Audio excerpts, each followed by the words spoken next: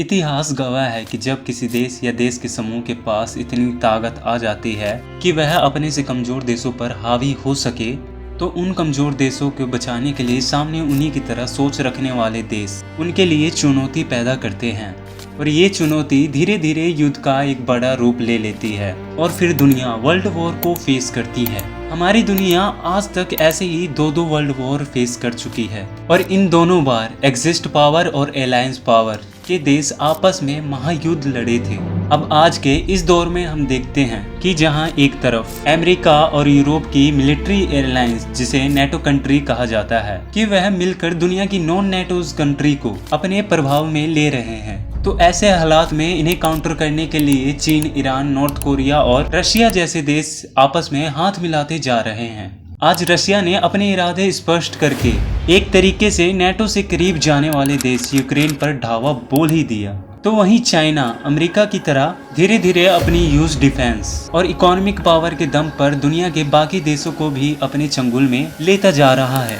आज रशिया और चाइना मिलकर न सिर्फ जापान को धमकाते हैं, बल्कि आज तो अमेरिका की समुद्री बॉर्डर के अंदर तक अपने युद्ध जहाजों को ले जाती है। एक तरफ ये देश अमेरिका को उकसाते हैं, तो एक तरफ अमेरिका और नेटो इन्हें उकसाने की कोशिश करते हैं। और अभी दुनिया फिर से धीरे धीरे दो ग्रुपों में बढ़ती हुई नजर आ रही है। और आज इन दोनों ग्रुपों की खींचातानी को देखकर ये साफ साफ लग रहा है कि दुनिया में कभी भी तीसरे विश्व युद्ध के रूप में एक भीषण महायुद्ध हो सकता है।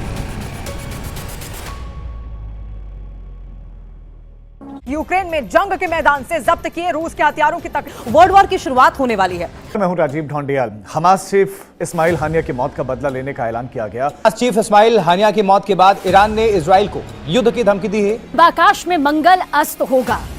लेकिन सच्चाई तो ये है, भले ही मीडिया कंपनियां अपने चैनल पर पिछले 2 सालों से वर्ल्ड वॉर 3 चलाते आ रहे हो, लेकिन वर्ल्ड वॉर 3 कोई गाजर मूली नहीं है। वो इतनी आसानी से भी नहीं होगा या नहीं हो सकता है। अब ऐसा क्यों? अब इसके पीछे एक बहुत ही बड़ी साइंटिफिक थ्योरी है, जिस थ्योरी से हर कोई डरता है, जो है न्यूक्लियर विंटर थ्योरी। और इसी थ्योरी के कारण वर्ल्ड वॉर और वर्ल्ड वॉर 2 के 80 साल बाद भी, युद्ध का माहौल क्रिएट होने के बाद भी, युद्ध के बादल मंडरा रहे होने के बावजूद भी आज वर्ल्ड वॉर 3 होने का नाम नहीं ले रहा। तो क्या है ये थ्योरी और किसने रोक रखा है वर्ल्ड वॉर 3 को? आइए जानते हैं आज के इस वीडियो में।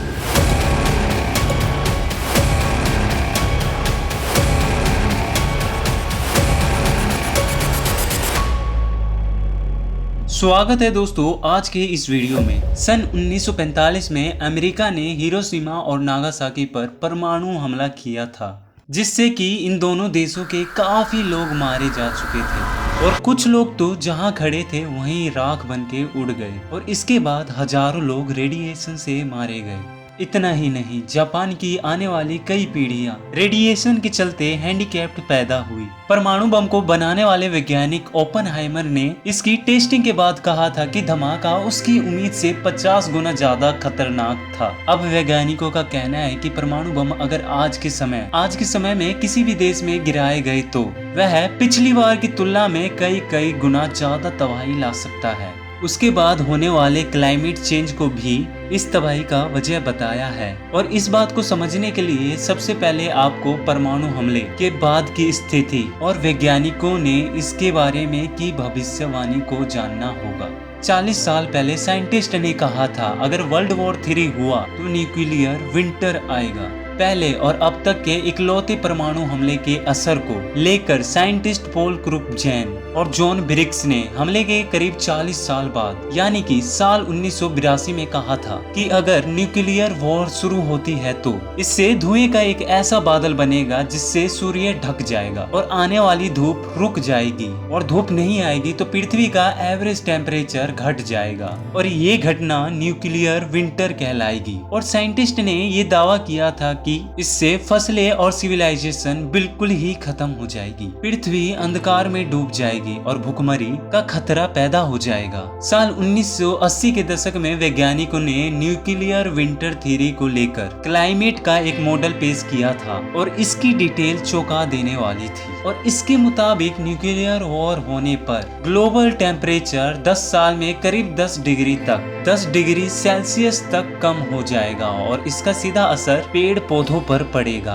और जाहिर है कि इसका असर वर्ल्ड फूड प्रोडक्शन पर भी पड़ेगा, जिसकी वजह से पर्याप्त अनाज पैदा नहीं हो पाएगा और जिसके सीधे मायने यह होते हैं कि दुनिया में सीधे तौर पर भूखमरी की स्थिति का सर्जन हो जाएगा। और इतना ही नहीं, इसके साथ समुद्र का तापमान भी गिर जाएगा, समुद्र भी ठंडे हो जाएंगे, जिसकी वजह से दुनिया न्यूक्लियर आइस एज में पहुंच जाएगी। और ये सिलसिला 1-2 सालों तक नहीं लेकिन हजारों सालों तक जरूर चल सकती है। आज दुनिया में रसिया और अमेरिका के अलावा 7 अन्य देश भारत, पाकिस्तान, चीन, फ्रांस, नॉर्थ कोरिया और ब्रिटेन के पास भी न्यूक्लियर वेपन्स हैं। वैज्ञानिकों का कहना है सिर्फ भारत और पाकिस्तान के बीच ही परमाणु जंग छिड़ती है तो उसी स्थिति में करीब 13 करोड़ लोगों की मौत हो जाएगी और जंग के करीब 2 साल बाद 250 करोड़ लोगों को पर्याप्त भोजन नहीं मिल पाएगा। वैज्ञानिकों की इस न्यूक्लियर विंटर थ्योरी ने ही अब तक परमाणु जंग को रोके रखा है। एक एनवायरमेंटल साइंटिस्ट एलन रोबोक ने कहा था कि इस न्यूक्लियर विंटर थ्योरी की वजह से कई देशों के न्यूक्लियर वेपन्स का प्रोडक्शन और इसके इस्तेमाल पर रोक लगी हुई थी। साल 1980 के दशक में दुनिया के पास 65,000 परमाणु हथियार थे और आज ऑफिशियल आंकड़े के अनुसार दुनिया में सिर्फ 12,512 परमाणु वेपन्स हैं और इस थ्योरी की वजह से ही दुनिया के ताकतवर देशों ने न्यूक्लियर प्रोडक्शन कम किया है या दूसरे देशों पर इसका निर्माण करने पर रोक लगा रखी है। अब आपको ये लगता होगा या आप ये सोच रहे होंगे कि जब हम ग्लोबल वार्मिंग के युग में जी रहे हैं तो न्यूक्लियर विंटर कैसे आएगा। तो इस पर ग्लोबल क्लाइमेट अथॉरिटी के साइंटिस्ट ने ये कहा है कि जुलाई 2023 मानव इतिहास का सबसे गर्म महीना था और उसके अगले ही साल यानी कि साल जुलाई 2024 उससे भी ज्यादा गर्म साल रहा है। हम मानव इतिहास के सबसे गर्म सालों की गिनती करें तो टॉप 10 साल पिछले 10 साल ही रहे हैं, यानी कि हर साल गर्मी पिछले साल का रिकॉर्ड तोड़ रही है और पिछले साल का ही क्या मानव इतिहास का रिकॉर्ड तोड़ रही है। और इस पर संयुक्त राष्ट्र महासचिव एंटोनियो गुटेरेस ने कहा था कि ग्लोबल वार्मिंग का युग खत्म हो गया है। ग्लोबल वार्मिंग तो बहुत छोटा शब्द है। उन्होंने कहा था कि अब तो ग्लोबल बॉइलिंग का समय शुरू हुआ है, क्लाइमेट चेंज का युग आ गया है और ये तो बेहद ही खतरनाक है और ये क्लाइमेट चेंज ह्यूमन एक्टिविटीज की वजह से हो रहा है। एटमॉस्फेयर में बढ़ते हुए कार्बन डाइऑक्साइड यानी कि CO2 तापमान को बढ़ाने की सबसे बड़ी वजह है और आज दुनिया में करीब 4000 टन से भी ज्यादा कार्बन डाइऑक्साइड है का उत्सर्जन किया जाता है और इसका हर साल इतना ही उत्सर्जन किया जाता है और पृथ्वी लगातार गर्म हो रही है और गर्म क्या बॉयल हो रही है। अब ऐसे में आपको लग सकता है कि अब न्यूक्लियर विंटर कैसे आ सकता है। जब न्यूक्लियर बॉम्ब फटने से धुएं का जो बादल